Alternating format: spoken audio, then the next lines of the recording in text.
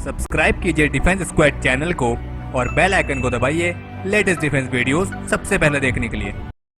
Hello friends, स्वागत है आपका डिफेंस ज्ञान सीरीज के एक फ्रेश एपिसोड में। जैसा कि आप सभी को मालूम होगा कि 1 फरवरी 2018 को फाइनेंस मिनिस्टर अरुण जेटली द्वारा डिफेंस बजट 2018 पेश कर दिया गया है और इस साल के डिफेंस बजट में पिछले साल के मुकाबले में करीब 7.81% की बढ़ोतरी हुई है। लेकिन जब आज के समय में जहां एक तरफ पाकिस्तान और दूसरी तरफ चीन से खतरा लगातार बढ़ रहा है, तो क्या इस स्थिति में ये डिफेंस बजट भारत के लिए पर्याप्त है या नहीं?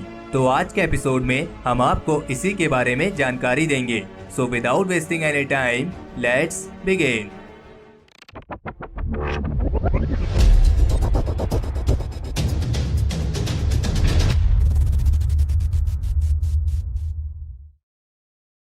तो चलिए सबसे पहले बात करते हैं कि इस साल का डिफेंस बजट क्या है।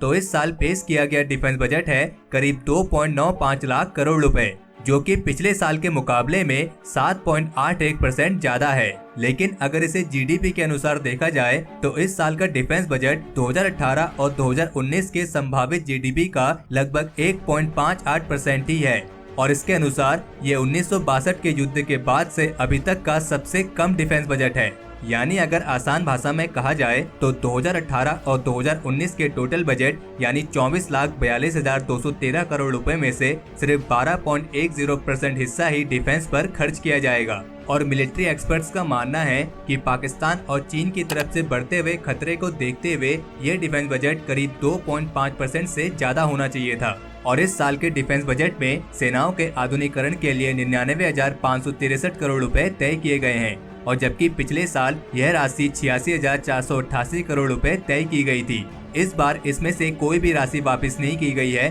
क्योंकि पिछले बजट में पाया गया था कि 6,886 करोड़ रुपए की राशि खर्च नहीं हो पाई है और सैलरी आदि का भुगतान करने के लिए इस साल का राजस्व खर्च होगा करीब 1,95,947 करोड़ रुपए और डिफेंस पेंशन के लिए अलग से रकम का इंतजाम किया गया है, जो कि 1,08,853 करोड़ रुपए होगी। तो चलिए बात करते हैं कि क्या इस साल का डिफेंस बजट भारत के लिए पर्याप्त है या नहीं।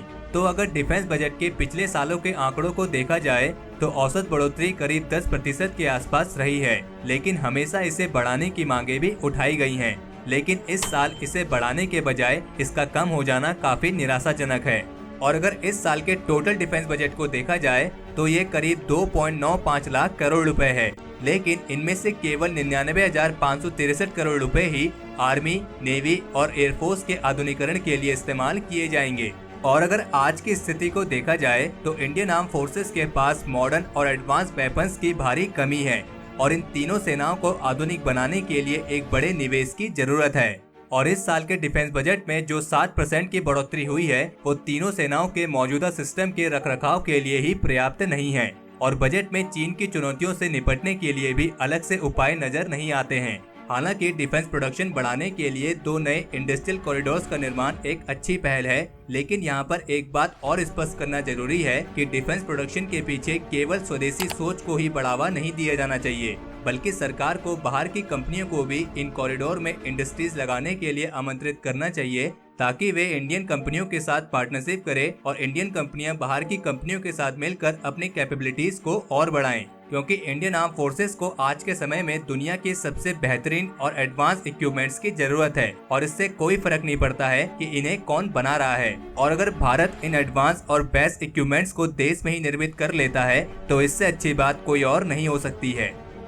तो ये था डिफेंस बजट 2018 को लेकर हमारा एनालिसिस। इस बजट को लेकर आपकी क्या राय है उसे कमेंट सेक्शन में लिख के हमें जरूर बताएं।